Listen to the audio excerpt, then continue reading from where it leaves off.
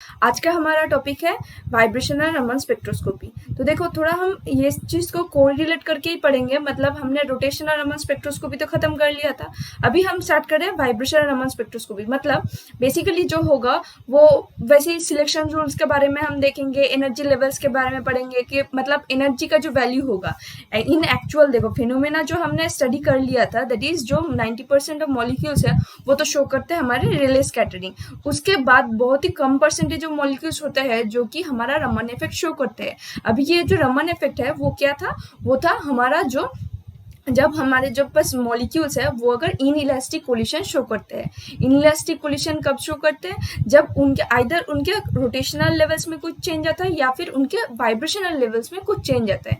तब जब rotational level में कुछ चेंज आएगा, मतलब जो मॉलिक्यूल था, मतलब जो हमने फिर से पढ़ा था, that is the size of the polarisability ellipsoid. अगर पोलराइजेबिलिटी इलिप्सॉइड का साइज और शेप जो कि रोटेशन के थ्रू अगर चेंज होता है तो हम उस मॉलिक्यूल को बोलते हैं कि वो रोटेशनल रमन एक्टिव होगा।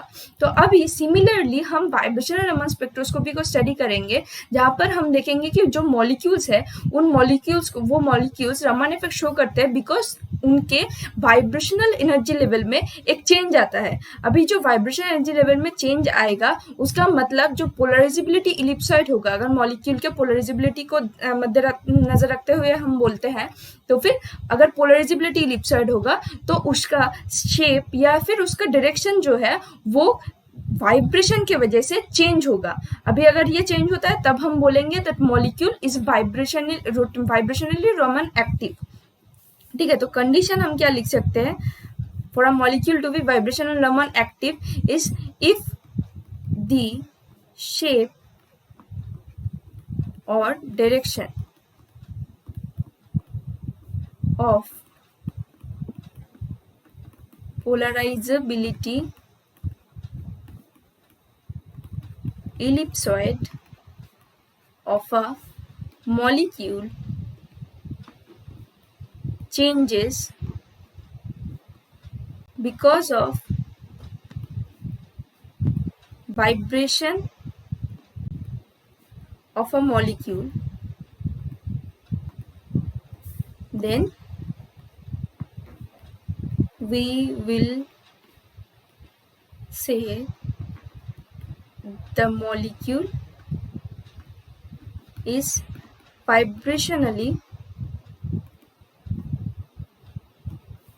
रमन एक्टिव। मतलब वो रमन इफेक्ट शो करेगा बिकॉज उसके वाइब्रेशनल एनर्जी लेवल्स में चेंज आएंगे। तो अभी वाइब्रेशनल एनर्जी लेवल्स में अगर चेंज आते हैं, इसका मतलब जो एनर्जीज है, जो एनर्जी के वैल्यूज है या फिर जो कि हम जब एनर्जी गैप्स है वो सारे जब डिस्कस करेंगे तो वो वाइब्रेशनल के थ्रू डिस्कस करेंगे।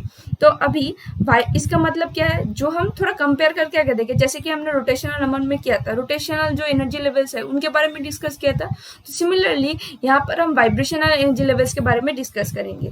तो उसमें जाने से पहले हमको देखना पड़ेगा वाइब्रेशनल जो एनर्जी लेवल था वहां पर हम यहाँ पर कंसिडर करेंगे एनहार्मोनिक ऑसिलेटर को।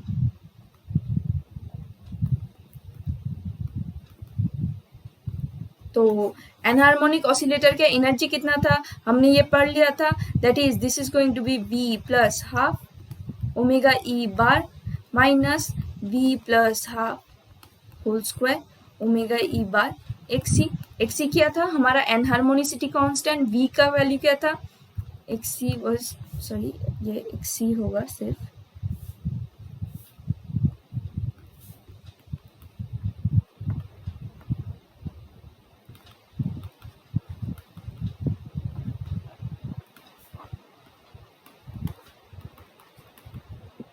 फ्रीक्वेंसी था, फ्रीक्वेंसी और था वेव नंबर। ठीक है, next thing that is v क्या था, v था वाइब्रेशनल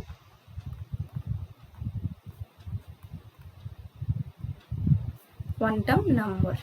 ओके, तो ये हमको मिल गया वाइब्रेशनल क्वांटम नंबर, ये हमारा फॉर्मूला था। तो अभी यहाँ से हमको क्या देखना है, next thing we are going to see was the selection rule.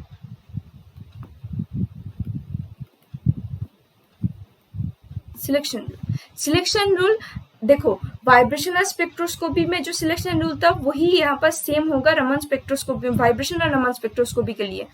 अगर हम थोड़ा सा रिकैप करें, दैट इज रोटेशनल में हमने क्या देखा था कि सिर्फ रोटेशनल स्पेक्ट्रोस्कोपी अगर होता है तो फिर जो सिलेक्शन रूल था वो डिफरेंट था, लेकिन जब molecule rotation Raman spectroscopy show करेगा तब उसका सिलेक्शन रूल डिफरेंट था।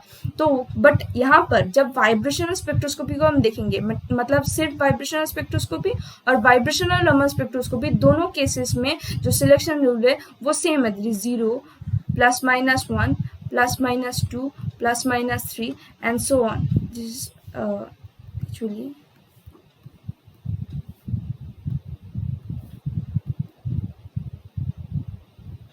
डेल्टा V इक्वल्स टू ये सब वैल्यूज होंगे। लेकिन मतलब क्या है, यहाँ पर हम बोल सकते हैं अगर ये हमारे वाइब्रेशनल लेवल्स जो थे, अगर वाइब्रेशनल लेवल्स को देखें 0 1 2 3, मतलब ये 0 to 1 ट्रांजिशन हो सकता है, फिर 0 to 2 ट्रांजिशन हो सकता है, 0 to 3 ट्रांजिशन भी हो सकता है, मतलब ये सारे ट्रांजिशन सॉरी ये सारे ट्रांजिशंस पॉसिबल है। लेकिन जब भी हम इस जो अगर हम फिजिकल पर्सपेक्टिव देखें तो देखो ज़्यादातर जो मॉलिक्यूल्स होते हैं वो हमारे लोअर एनर्जी लेवल में ही रहते हैं।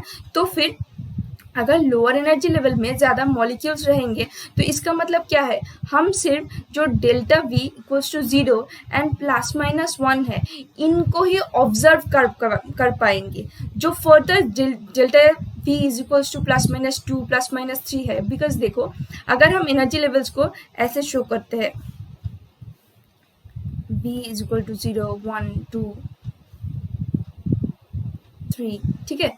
तो देखो V इज इक्वल टू 0 में ज़्यादा मॉलिक्यूल्स अगर प्रेजेंट होते हैं तो यहाँ से हमारा जो ट्रांजिशन है ये किस सिलेक्शन रूल के लिए होगा, delta V will be equals to 1, ठीक है। तो next thing that is 0 to 2, यहाँ पर क्या बोल सकते हैं, delta V will be equals to 2 and यहाँ पर हम बोल सकते हैं delta V is equal to 3, ठीक है जी, ठीक है। तो फिर ये जो हमने ट्रांजिशंस को देखा, यहाँ पर हम क्या बोल सकते हैं, जो एनर्जी रिक्वायरमेंट ऑफ एनर्जी है वो डेल्टा V इक्वल्स टू +-1 के लिए बहुत ही कम है। मतलब जो चेंजेस है वो 0 to 1 भी हो सकता है, 1 to 2 भी हो सकता है, 2 to 3 भी हो सकता है, anything could be happen. But जो अगर हम देखते जाए कि V इज इक्वल टू जब +-2 होगा, जब +-3 होगा, तब क्या देख सकते हैं, तब एनर्जी कंटेंट जो है वो हायर हो रहा है। इसका मतलब अगर मॉलिक्यूल कोई V is equal to 0 level में प्रेजेंट होता है तो उसको बहुत ही ज़्यादा अमाउंट ऑफ एनर्जी का रिक्वायरमेंट होगा, तभी वो ट्रांजिशन करेगा 0 से 2 तक या फिर 0 से 3 तक, ठीक है। लेकिन सबसे ज़्यादा ट्रांजिशंस कहाँ पर प्रोबेबल होंगे, 0 to 1 तक, मतलब एक ही तो एनर्जी गैप है, मतलब एक ही लेवल से lower level to higher level, एक ही लेवल तक जंप करना होगा तो उसका तो एनर्जी गैप बहुत ही कम रहेगा, रादर देन एक फर्स्ट लेवल से अगर हमको सेकेंड लेवल तक जाना हो वो एनर्जी गैप भी इंक्रीज करता रहेगा। तो दैट इज वाई जो ज़्यादातर हम ऑब्जर्व करेंगे, these two are observable. Possibilities are this, मतलब सारे के सारे पॉसिबल्स है, V इज इक्वल टू 0 भी पॉसिबल है, V is equal to +-1 +-2 +-3 and so on, सारे के सारे पॉसिबल्स है। बट ज़्यादा ऑब्जर्वेबल जो है वो हमारे V is equal to 0 and V is equal to +-1 होंगे। तो अभी इसी चीज़ को हम डिस्कस करेंगे, दैट इज हम एनर्जी गैप्स देखेंगे, कौन सा रेले स्कैटरिंग होगा वो देखेंगे। तो देखो सिलेक्शन रूल के अकॉर्डिंग हमने क्या देख लिया, delta V which is equals to 0 and +-1, these are observable, okay। now V is equal to 0, इसका मतलब क्या है, मतलब अगर हम थोड़े एनर्जी लेवल्स को यहाँ पर ड्रॉ कर ले, दैट इज जो हमने रमन स्पेक्ट्रोस्कोपी में पहले क्लासेस में देखा था जब एनर्जी प्रोफाइल डायग्राम को ड्रॉ किया था। हम यहाँ पर अगर कुछ एनर्जी लेवल्स को अगर ड्रॉ कर लेते हैं, V is equal to 0, V is equal to 1, V is equal to 2, V is equal to 3, ठीक है, and this is going to be our virtual state, ठीक है। तो अभी देखो ये जो मॉलिक्यूल हमारा अगर V is equals to 0 state में प्रेजेंट होता है, ठीक है।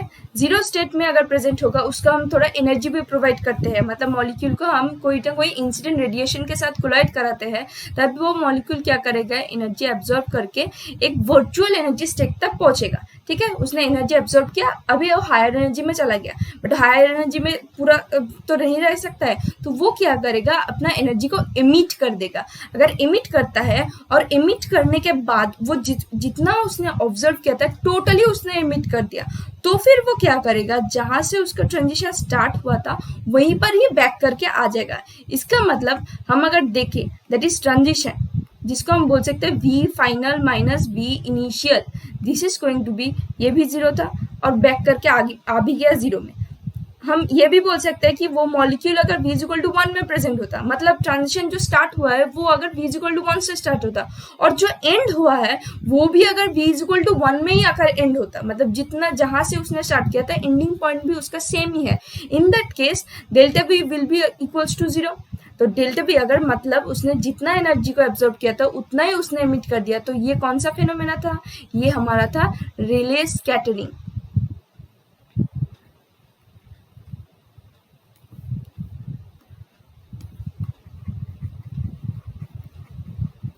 ये हमारा था रिले स्कैटरिंग।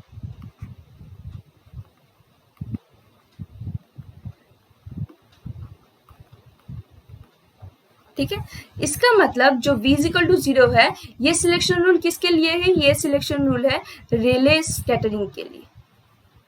ये यहाँ से हमको जो लाइन मिलेगा, जो स्पेक्ट्रल लाइन हमको मिलेगा वो बेसिकली होगा रेले लाइन। ठीक है, तो इसका मतलब इसका इंटेंसिटी भी ज्यादा होगा, intensity will be higher, because ज्यादातर मॉलिक्यूल्स जो है वो कि रेले स्कैटरिंग शो करते हैं। अगर ज्यादा मॉलिक्यूल्स रेले स्कैटरिंग शो करेंगे तो ये तो हमारा ऑब्वियस है कि उसका इंटेंसिटी भी ज्यादा होगा। तो next thing that is v equal two plus minus 1 को हम देखेंगे। तो प्लस माइनस 1 का मतलब क्या होता है, मतलब देखो अगर यहाँ पर मैं शो करती हूँ दैट इज जो ट्रांजिशन है वो v इक्वल टू 0 से स्टार्ट तो हुआ है। ठीक है, v इक्वल टू 0 से स्टार्ट हुआ है, मॉलिक्यूल ने थोड़ा एनर्जी एब्जॉर्ब भी किया, एब्जॉर्ब करने के बाद वर्चुअल स्टेट तक पहुंचा। अभी वर्चुअल स्टेट से जब वो बैक में आएगा तब वो v इक्वल टू 1 में आकर रुक जाएगा। इसका मतलब क्या है, जितना हमने इंसिडेंट रेडिएशन उसको प्रोवाइड किया था उसने वहां से कुछ अमाउंट ऑफ एनर्जी अपने पास ही रख लिया। ठीक है, अपने पास रख लिया। इसका मतलब nu scattering is going to be, इसको हम बोल सकते हैं incident radiation nu I minus delta E, अगर इस गैप को हम डेल्टा ई बोलते हैं। ठीक है, अभी ये डेल्टा ई किसके लिए स्टैंड करेगा, डेल्टा ई स्टैंड करेगा जो एनर्जी गैप 1 और 0 के बीच है उसका अकॉर्डिंग। ठीक है, यहाँ पे हमने क्या देखा, जितना इंसिडेंट हमने भेजा था वहां से थोड़ा सा अपने पास रख लिया, दैट इज वे उसका खुद का एनर्जी कंटेंट इंक्रीज हो गया और बाकी सारा अमाउंट उसने स्कैटर कर दिया। तो स्कैटर्ड जिसका अमाउंट होगा, स्कैटर्ड का अमाउंट कितना होगा, इंसिडेंट जितना हमने भेजा था और माइनस जितना उसने अपने पास रख लिया। कितना रख लिया, अभी देखो इनिशियल पॉइंट और फाइनल पॉइंट के बीच का जो डिफरेंस है that means delta E, which is जो कि v इक्वल टू 0 और 1 का गैप होगा।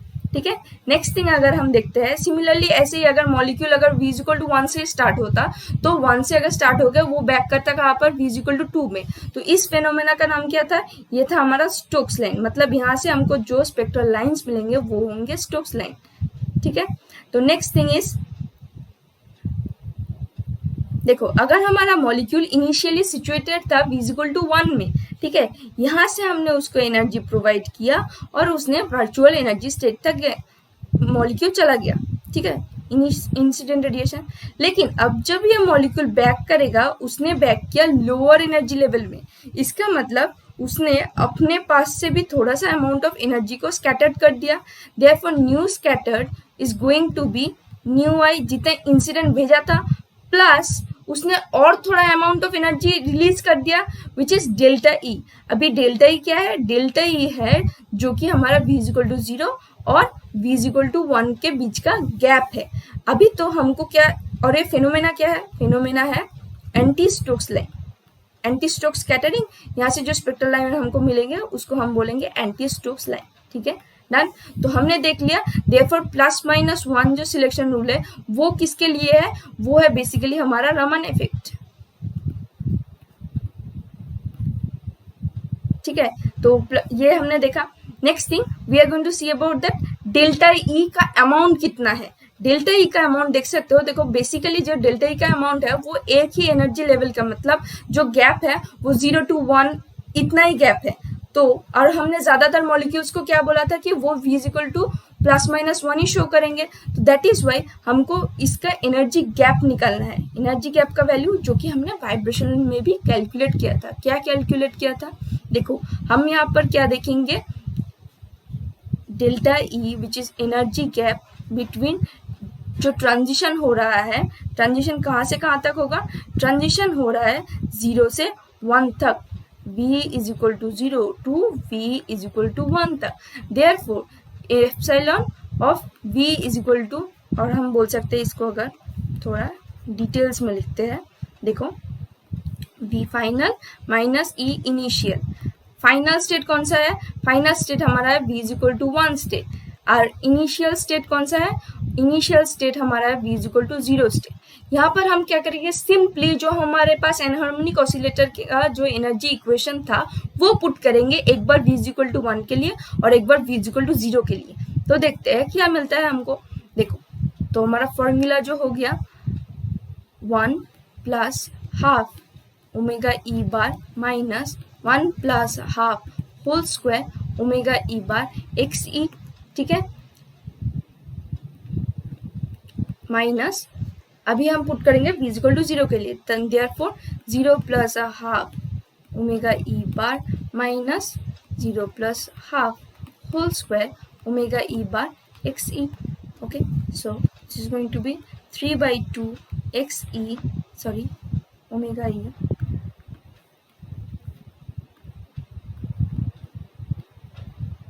Minus 9/4 omega E bar x E minus of, देखो माइनस को अगर हम मल्टीप्लाई कर लेते हैं ये यहाँ से हमको क्या मिलेगा, half of omega E bar, minus multiply करने से minus of half omega E bar, minus into minus this is going to be plus 1/4 omega E bar x ई, ठीक है।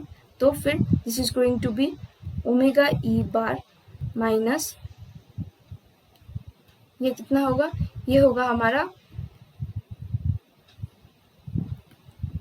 2 ओमेगा ई बार एक्स ई। देयरफॉर अगर हम omega ई बार को common लेते हैं हमको क्या मिलता है, 2 एक्स ई, ठीक है। Therefore this energy gap between v is equals to 1 to 2 का अगर ट्रांजिशन होता है, सॉरी 1 to 2 नहीं, v इज इक्वल्स टू अगर हमारा 0 to 1 तक ट्रांजिशन होगा तो एनर्जी डिफरेंस कितना है, ओमेगा ई बार इंटू 1 माइनस 2 एक्स ई। तो इसी चीज को हम जब एनहार्मोनिक ऑसिलेटर मतलब वाइब्रेशन स्पेक्ट्रोस्कोपी के अंडर में हम जब एनहार्मोनिक ऑसिलेटर पढ़े थे तब इसी चीज को हमने क्या बोला था, इसी चीज को हमने बोला था फंडामेंटल वाइब्रेशन और फंडामेंटल ट्रांजिशन, ठीक है।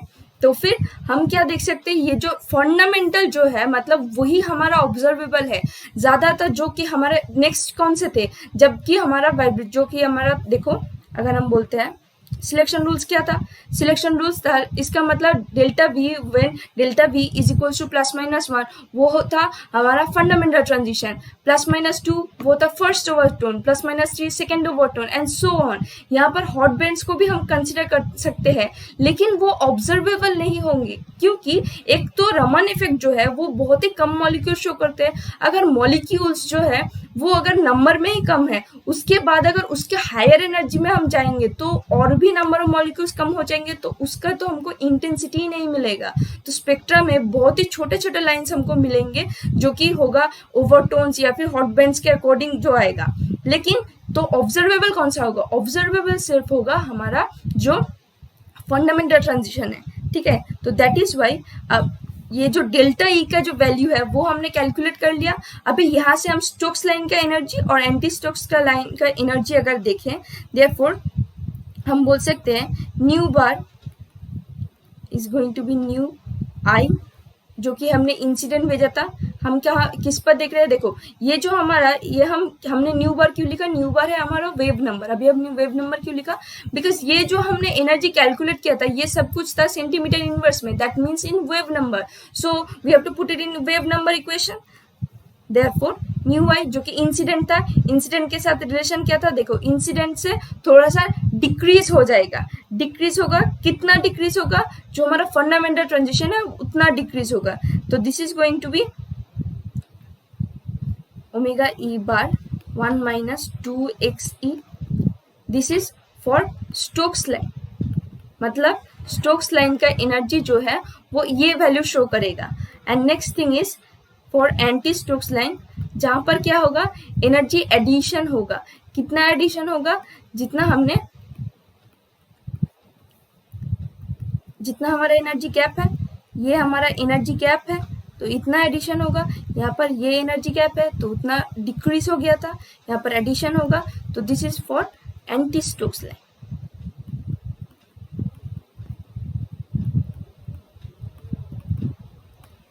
ठीक है, तो इनको कंबाइन करके हम क्या लिख सकते हैं, न्यू, ये हम इसको स्कैटर्ड भी बोल सकते हैं, ये हमारा स्कैटर्ड वेव नंबर होगा, plus minus omega E bar 1 minus 2xe, which is this portion is basically for Raman shift, मतलब कितना शिफ्टिंग आएगा। यहाँ पर अगर nu scattering is equals to nu incident होता तो वो होता हमारा रिले। तो यहाँ पर चेंज क्या आ रहा है, जब इनइलास्टिक कोलिशन होगा तब चेंज आएगा, वाइब्रेशन लेवल्स में चेंज आएगा। कितना चेंज आएगा, ओमेगा ई बार इंटू 1 minus 2xe, ये चेंज आता है। तो दैट इज वाई ये हमारा रमन शिफ्ट हो गया, जो कि हमारा यहाँ पर इसका मतलब खत्म होता है वाइब्रेशन और रमन स्पेक्ट्रोस्कोपी। इसके बाद एक छोटा सा टॉपिक है that is the mutual exclusion principle, वो पढ़ेंगे तो हमारा रमन स्पेक्ट्रोस्कोपी भी खत्म हो जाएगा। ठीक है, thank you for today's class.